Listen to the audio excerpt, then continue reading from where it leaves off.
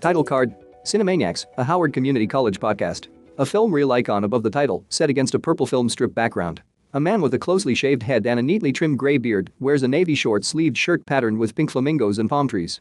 Behind him, wooden shelves lined with books and DVDs and a blue pillow with a beagle's face fill the room. Text: Chris Reed, host. Hello and welcome to the CineManiax podcast. I'm your host, Chris Reed, editor of Film Festival Today and lead film critic at Hammer to Nail. On today's show, we're going to talk about the 2026 South by Southwest Film and TV Festival in Austin, Texas. An illuminated theater marquee on a brick building reads SXSW 2026 Film and TV Festival, normal on 35mm, with a lit letter P emblem at its center. A woman with blonde hair and a black leather jacket and patterned dress speaks into a microphone on a stage. Behind her, a large screen displays the SXSW logo. A second video feed appears beside Chris's. Joining me on the show is Tina Kakadelis, who is based in Pittsburgh and is a member of a number of critics organizations, including the Online Association of Female Film Critics. She writes for her site Beyond the Cinerama Dome and also Film Obsessive. It's great to have you on the show, Tina. Thank you so much for joining me. A person with curly dark hair, glasses, and headphones wears a checkered shirt and speaks into a microphone. Behind them, framed art, a ceramic vase on a wooden cabinet, and a leafy plant fill the room. Text: Tina Kakadelis, film critic. Thank you so much for having me. I'm really excited to talk about South by. Absolutely. We were both on the ground there and we saw many films. What were, let's say, three of the favorite things that you saw there? Absolutely. So I'm going to give you two features and a short, which is kind of unexpected. So I'm going to say Brian is one of my favorite. It was a feature. Drag was another feature. And then a short film that really just captured my heart was called Irritation. Tell me about each of those films, starting with the short, which, if I'm not mistaken, it was the winner of a special jury award in its category of documentary shorts. So yes, it was. Let's start with that. Absolutely. Yeah. So it was directed by Victoria Trow. The word irritation is just a really, really fancy way of saying a burp. And it is, so it's kind of a humorous documentary of this woman who really wants to break the Guinness World Record for the loudest female burp. And I'm curious if you have a guess of what decibel the current record is. A young person with wavy hair and round glasses drinks from a tall can, wearing a yellow plaid top and warm light, credited courtesy of SXSW Film Festival. Oof, I'm not even going to try. 80. 107.3. Oh my God. So the subject, Kaylee, her quest of trying to train to become the loudest female burper. And it's really beautifully put together. It's kind of manicured in this nice way that it has a tinge of flair to it. Victoria, the director, spent 15 years in marketing. And so you see that come through. But it is still, at the end of the day, just this simple story of the pursuit of something bigger than yourself. It just happens to be a burp. That's beautiful. I can't wait to watch it. I'll try to get a link. Tell me about Brian. I almost saw it, but the scheduling just didn't work out. Yeah, Brian is directed by Will Ropp. He is a first-time feature from him. A young person with dark hair and a white t-shirt looks ahead in close-up against a soft, pale background, credited courtesy of SXSW Film Festival. It's about a teenage boy who struggles with OCD and intrusive thoughts, and he's trying to keep it under control, but when he's stressed or anxious or something, these sentences just come out that are usually angry and profanity filled. And it's, when you're in high school, when are you not stressed or angry or scared or anxious? And so it's about him, similarly to Irritation, actually, about him wanting to feel good at something, wanting to be considered like the guy to go to for this specific thing. Like his brother is really great at sports. He's got all these trophies, but Brian is known for these outbursts. And so he decides he's going to run for class president. And it's the sort of dark humor of him trying to fit in a place that he doesn't yet understand. And it's all led by Ben Wang, who plays Brian from The Long Walk, who's going to be in Hunger Games. And he's just an incredible performance in that film. And he was the lead in American Born Chinese, right? I think so, yeah. And then he's going to be in the Sundance movie that came out from the Wet Hot American Summer guys, Gail, Daughtry, and the Celebrity Sex Pass. Oh, okay. So he's got a wide range. Yeah, and he's clearly having a moment. I really liked American Born Chinese, that Disney Plus show. Your final film was Drag, so tell me about that. Drag is directed by Raviv Ullman, who you mentioned Disney. He, in his teenage years, was on Phil of the Future, a the little television show on Disney Channel.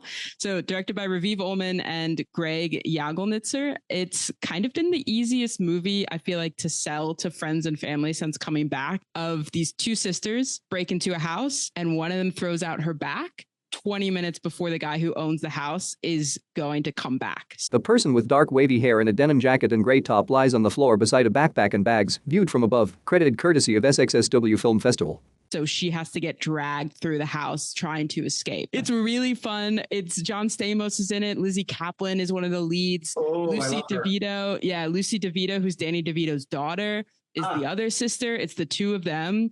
And it's a really, really fun, kind of a little gnarly horror movie, I guess you could say. That was not on my radar at all, but your description of it kind of makes me want to check it out. So my three that I chose to talk about, because I liked a number of films, but were Basic, and then two documentaries. First, They Came From My College, and Serling. So let's start with the non-documentary first. Did you see any of those three? I saw Basic, and I wanted to see Serling because I was a young little, preteen who was obsessed with The Twilight Zone, and I'm so sad to have missed it. So I can't wait to hear what you have to say about it. Yeah, well, I hope you can get a link for it because it's definitely worth watching. So you saw Basic. So just for the sake of our viewers, I'll briefly describe it. So it's from Chelsea Devantas, who's also an actress, but she wrote and directed this. The woman with long dark hair and bangs in close-up against a gray background, credited courtesy of SXSW Film Festival. She had a 3-minute short that was supposed to play at the 2020 South by Southwest, but that got canceled because of COVID.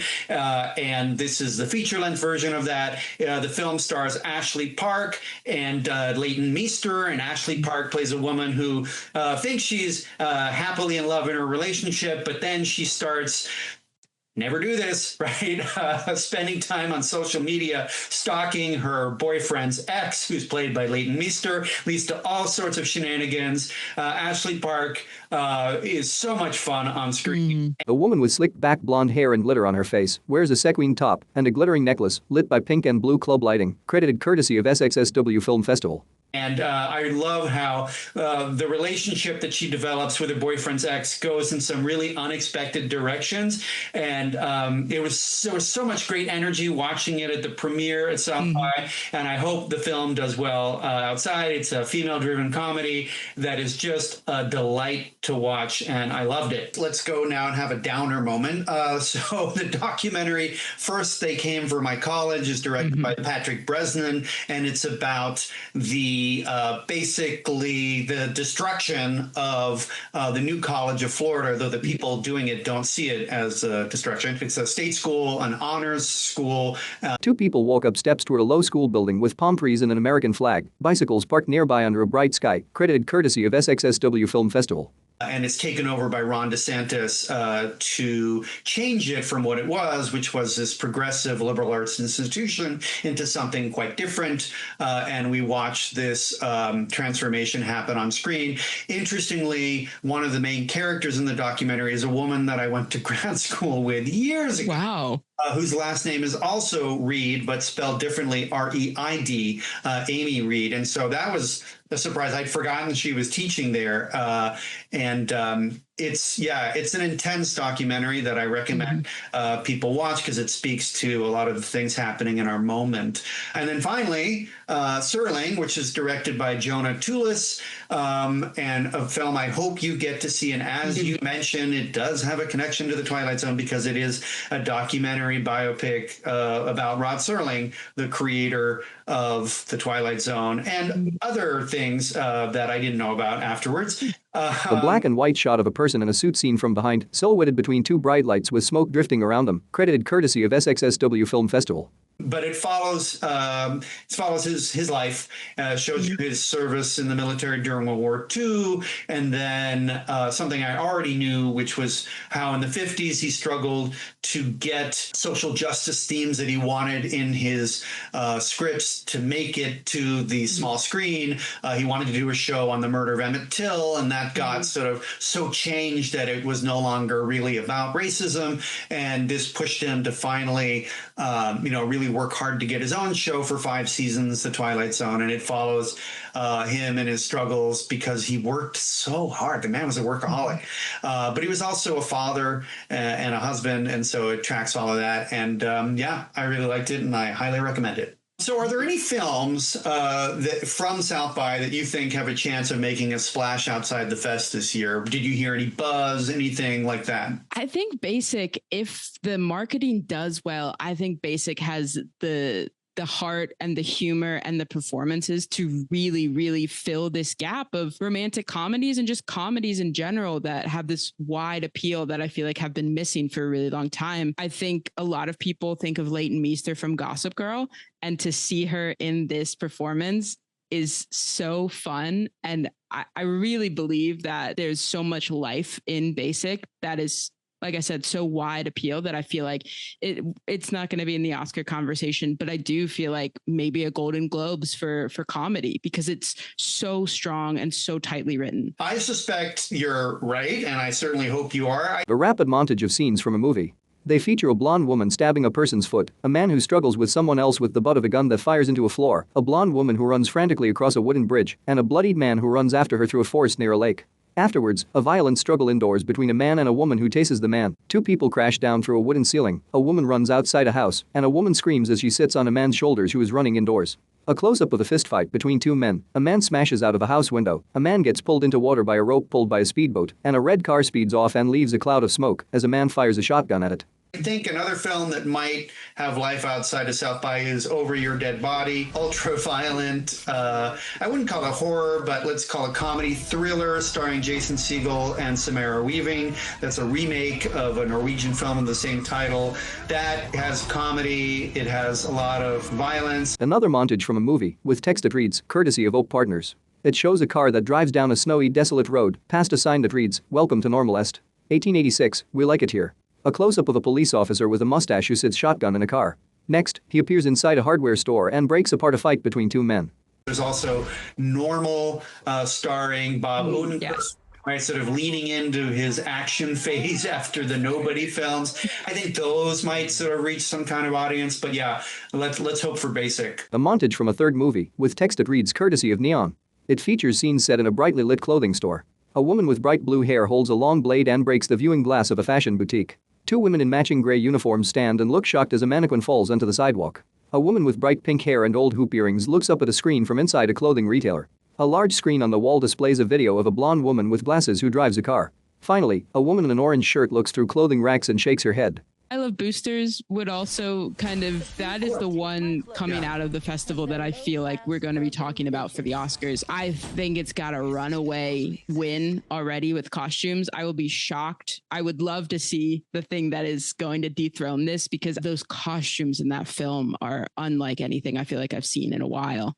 I'm so glad you brought that film up. I completely forgot to mention it. I didn't get to the festival until after both of its screenings. So they had the opening night screening and then they had it on Friday before I was on the ground. So I didn't see it, but I love Boots Riley. And so I hope I get to see it. And I've heard nothing but good things. Well, Tina, I want to thank you so much for being on the show and sharing your thoughts about the 2026 South by Southwest Film and TV Festival. Thank you so much for having me. This was awesome. Next up, I'd like to share excerpts from 3 interviews I did on the ground in Austin, all with directors whose films I also liked very much. They are Annik Bedward, who directed the documentary Black Zombie, Gloria Mercer, who made the dramatic thriller A Safe Distance, and Emily Robinson, who directed and starred in the body horror adjacent drama Ugly Cry. The black and white shot of a group standing among tall sugarcane, a central figure in an open shirt holding a staff while another raises a lit torch, credited courtesy of SXSW Film Festival. Black Zombie explains how misconceptions and willful one-dimensional appropriations of Haiti's native Vodou faith have led to racist interpretations and uses of the zombie figure in literature and on screen. Chris Reed in a blue shirt and lanyard holds a microphone beside a woman with curly hair in a white shirt and striped pants. Behind them a banner reads Driven by Rivian, Innovation sponsors Lilly, Sam's Club, Artlist. Text, Annik Bedward, filmmaker. So here I am at the 2026 South by Southwest Film Festival with Annik Bedward, the director of Black Zombie. Welcome to the CineManiax podcast. Thank you. So you take on quite a lot here. It's a very ambitious doc. How and when did you decide to tell this particular story? So I've always, I'm Afro-Caribbean Canadian. My father was born in Jamaica. And I've always been really interested in stories and the history of our people that predate colonialism and our connection to West Africa. And often those connections are said to be lost, that there's no record of this, but there are, and there's traces of it in our spiritual traditions. So Vodou, Candomblé, Santeria, these things were always very interesting to me because it holds so much knowledge and history. So when I heard that the zombie was a Haitian Vodou metaphor for slavery, I was like completely shocked that I didn't know that, and I needed to learn more. And as I learned more, I'm like, oh my gosh, like I can't believe no one's told this story and no one knows this story, and it just became a huge passion project of mine.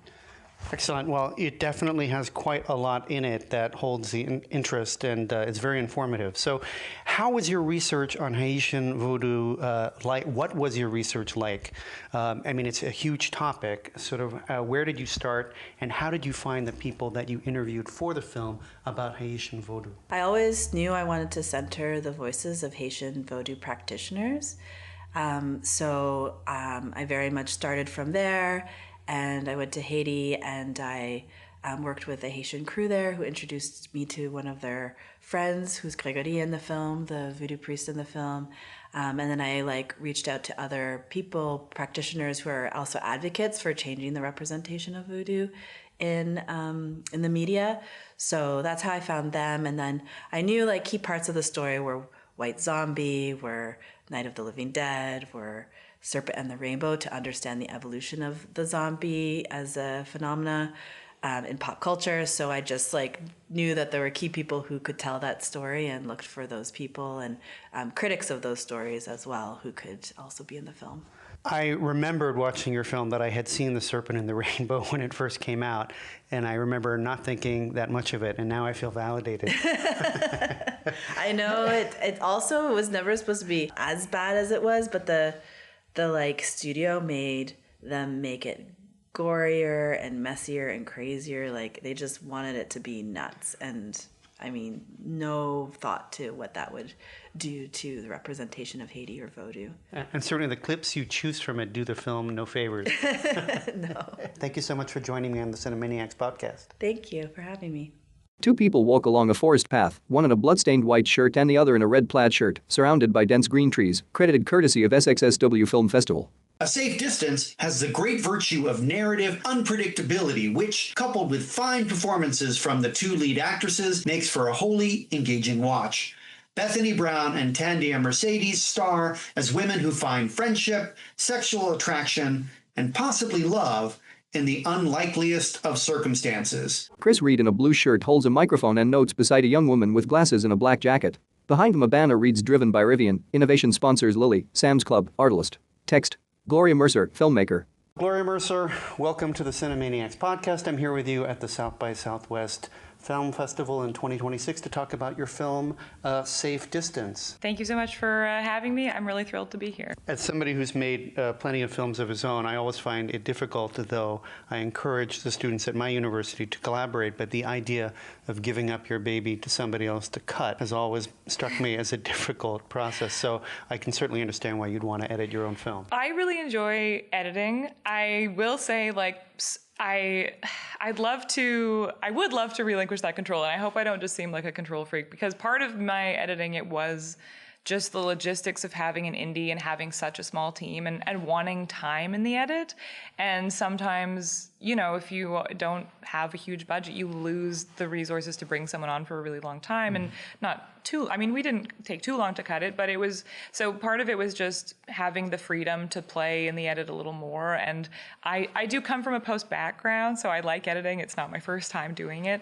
But I honestly, in future, I would really, because I come from post, I know a ton of great editors, and I look forward to handing that over on the next feature, potentially, or having some sort of collaboration, because I do think there is a huge value in having an editor be separate from the director. But I also, on this film, it was very fun to edit myself as well. I can understand. So let's talk about your cast. You have Bethany Brown as Alex, Tandia Mercedes as Tandia as Kiana, Chris McNally as Joey, and Cody Kearsley as Matt. Yeah.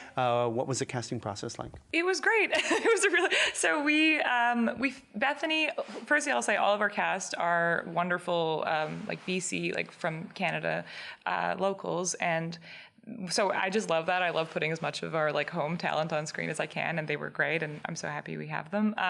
Bethany, our amazing casting directors, Chris and Kara Casting in BC, they showed us Bethany, and we just immediately, I was like, I feel like she's perfect. She just is very good at doing so much, just non-verbally, because there's a lot of silence in the film, and I think like I saw Bethany's reel, and I just think she's a great like. I don't know, she's a great listener, and and she does so much without using her words, and as well as doing some great line delivery. So I really loved her for Alex. Tandy Mercedes, this was her first feature film, which I wasn't even aware of in the moment. And then we cast her, and I was just blown away by how quickly she just like jumped into it. And yeah, we cast her through like an open casting call, and I just loved the energy she brought in her read. And then we had, I think, a chemistry read with Bethany, and she just immediately, the two of them had such great chemistry. And Tandy just really felt to me like the character of Kiana. Like she brought, even though she is very different, but she brought some of herself, and then was just able to really embody her. Cody actually knew our producer, but I had only seen him in Riverdale, and he's playing like a teenager in high school. And so Nick, our producer, Nick Altabelli, suggested him for Matt. And so I looked at his stuff, and because at first I was like, oh, that's an interesting idea. And then I met with him, and he just had all these great questions about the character. And I was like, he's very different from Matt, who's maybe not a great guy in every single way. But he just really felt like he got it. He got like the sort of idiosyncrasies of the character and what Matt as a character is wrestling with. And so I was just so excited to be connected with him. And Chris is he's like a great actor in Vancouver who does a lot of Hallmark, and we just love, I don't know, we put him in the role of Joey. We went out to him. We asked him if he wanted to read the script, and it's very different from what he does a lot of, but yeah, he just was extremely game right from the jump, and it's sort of countercasting what he does in some ways, like normally, but I thought it worked great, and it was just a dream to have him on set. Well, Gloria, thank you so much for talking to me for the CineManiax podcast, and I wish you all good things with the film. Thank you so much for having me. A young woman with long hair cries with a pained expression, her face framed in close-up through a car rear-view mirror, credited courtesy of SXSW Film Festival. In Ugly Cry, a young actress who should be focusing on performance instead becomes obsessed with making her face show as little emotion as possible. You wouldn't want to scare people with the ugliness of real pain now, would you? Chris Reed in a navy shirt holds a microphone and notes beside a woman in a pale blue dress and cardigan. Behind him a banner reads "Driven by Rivian, Innovation Sponsors Lilly, Sam's Club, Artlist." Text: Emily Robinson, filmmaker and actor. Here I am at the 2026 South by Southwest Film Festival with director and actor Emily Robinson of Ugly Cry. Welcome to the CineManiax podcast. Thank you so much. I'm so happy to be here. You've made 3 shorts prior to this as a director. Really 2, but one of them was like a photo montage that I made in like high school that somehow wound up on YouTube and then wound up on IMDb, which is humiliating. Okay. So you made 2 shorts prior to this one. Thank you. And you also acted in those, if I'm correct. Yes. So could you tell me about the challenges of directing yourself and sort of how I'm sure that those challenges were heightened at the feature level. So what was it like sort of being both director and actor? So my first short film, Virgin Territory, I was like the lead actor in that, and so I was in every scene, which was definitely great practice for Ugly Cry. I was also 16. It was a long time ago. It was 10 years ago, 11 years ago. And then my other short film was really lovely because I had it was more of an ensemble, and so I was only in like 1 or 2 scenes. So I had some wonderful experience getting to be mostly on monitor and then also getting to dip my toes back into acting for that. I've been lucky enough to be an actor on films where the director was also acting in it, features. And so I feel really fortunate to have had firsthand experience of what it's like being directed by someone who you are scene partners with, and was able to get really valuable advice and wisdom from Alex Heller, who did that with me in The Year Between, and Brie Larson for Unicorn Store. And so I think having experienced the acting side of it, I was kind of probably overthinking a lot about like how to create an environment for myself that allows me to perform the way I need to, because this film is a very performance heavy film. And also, how do I create an environment for our department heads where they still have the support that they need? We have all of the conversations we need to have, and we're, not scrambling on the day. And how do I create that environment for our cast where they don't feel like there are a million cooks in the kitchen, or there's too much happening, or like their scene partner is just kind of giving them passive aggressive judgment, right? So how do we create this environment that feels super collaborative and creative and exciting while I'm kind of running around and wearing all these hats? And the way that I did that, I think, I hope, was just completely over preparation. It was, pre-production, talking to actors for years and years. In some cases, Brian Simpkins and I had been improvising and talking about this for truly like 3 years before we ended up filming it for real.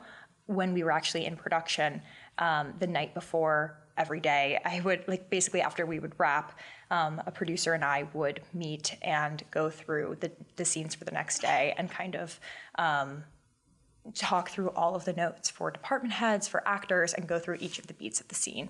And then the next morning, I would get to set a few hours early, like 1 or 2 hours early, and go through the scenes as an actor and take that time and space so that when we were actually in production filming, I could be there for all of the other people, and I could be running around, I could be doing all of the things, and I still had kind of that base well of performance thoughts and feelings to kind of dip back into more easily.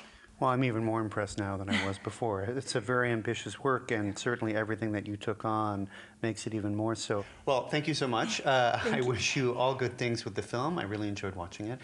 Enjoy, perhaps, is the wrong word. I found it fascinating, and I'm really impressed with it. Thank you so much. Thank you. All right. I really appreciate it.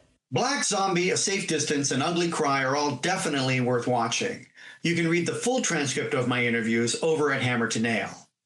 If you're curious about any of the films discussed on today's show, be sure to look for them in theaters or via streamers. You can read my film reviews at Hammer to Nail and Film Festival today. For the CineManiax podcast, I'm your host, Chris Reed. Thanks for joining me, and I'll see you at the movies. Title card: CineManiax, a Howard Community College podcast. A film reel icon above the title, set against a purple film strip background.